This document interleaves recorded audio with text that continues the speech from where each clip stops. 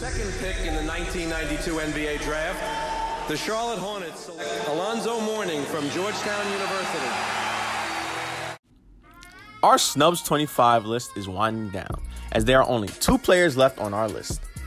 It's been a great journey, and I have enjoyed researching, studying, and learning about the players I already knew a lot about, as well as the players I didn't know too much about. I would like to thank each and every one of you who have watched, liked, and followed our Snubs list, whether it be on YouTube or TikTok. So now, without further ado, let's get on to the second to last entry on our list. This player is one of the best big men of all time. With his arrival to the league, led to the popularity of a new franchise in the Charlotte Hornets, then to the popularity of another franchise in the Miami Heat as he became their first legend. This man was unfortunately overlooked due to the other big men of his era, but was elite right alongside them. I am talking about Alonzo Harding Mourning Jr., or as he is known, Alonzo Mourning, and he deserves to be in the discussion for the NBA's top 75 list. Alonzo Mourning was drafted by the Charlotte Hornets with the second pick in 1992.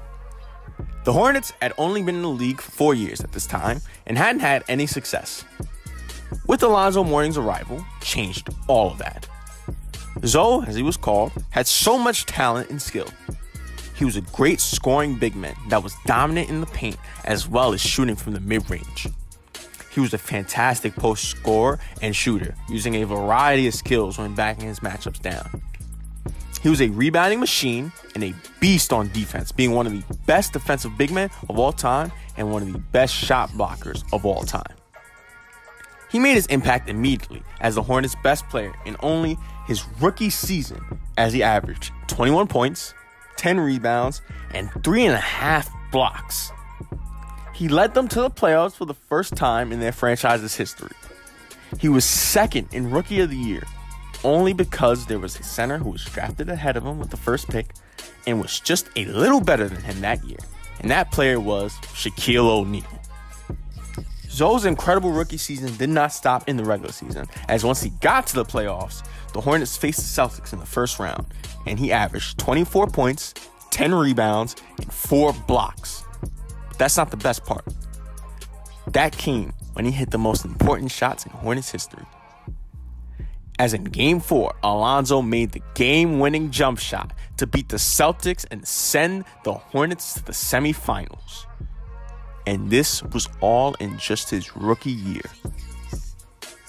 Zoe only played 3 seasons in Charlotte until he went to the Miami Heat in 1995, where he reached his prime.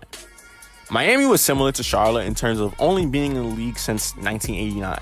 However, they did reach the playoffs a few times, but never won a playoff series.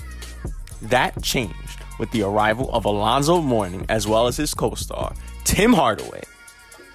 Together, they would put the Heat on the map, making them an elite team, as just in their second year together, they won a franchise record, 61 wins, which is still standing. And not only did they get that playoff series win, they made it all the way to the conference finals. They will lose to MJ and the Bulls, which every team back then lost to the Bulls. But that run was impressive, considering they beat an underrated Magic team led by Penny Hardaway in a winner-go-home Game 5, which, remember, back then, first round was only 5 games, and an elite Knicks team led by Pat Ewing in 7. Mourning would then lead the league in blocks in back-to-back years, which helped him win Defensive Player of the Year in those back-to-back years of 99 and 2000. He also came in second in MVP voting in 1999 behind Karl Malone. Unfortunately, Mourning would suffer with kidney problems in the 2000s, thus limiting his play and prime. Which leads to why Mourning was left off the list. Injuries. Mourning had suffered with kidney disease, which made him miss a great amount of time in the early 2000s and diminishing his skill. And of course, it didn't help that in the 90s, he was overshadowed by the great bigs of that era. However, Alonzo Mourning did a lot to counter that. He was a skilled big who controlled the paint. He's 11th all time in blocks, He was a great talent that could be the best player on the team and put both the Hornets and the Heat on the map. He only played 3 seasons, as I mentioned, in Charlotte, but to this day is their all-time block leader. He's the Heat's all-time shot blocker too. Not to mention, he's second in points and he's second all-time in rebounds for the Heat. He was one of the best big men of his era and had one of the best primes of a big man in NBA history. It's just unfortunate that the kidney problems got in his way. But he was a 7-time All-Star, and every year with Miami, up until 2002, he led them to the playoffs. Even though he wasn't what he used to be in his later years, he played a key part in the Heat's 2006 championship year when they were led by D. Wade and Shaq. He was a veteran leader and role player, proving his worth in the NBA Finals versus the Dallas Mavericks, as in Game 6, he had 5 blocks, which helped seal the series and give the Heat their first ever NBA championship. All in all, Alonzo Mourning deserves to be recognized. He was one of the best centers of his era.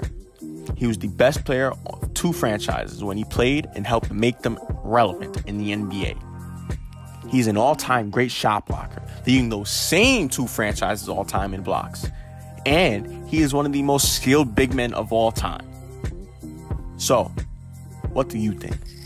Should Alonzo Mourning be on the NBA's top 75 list?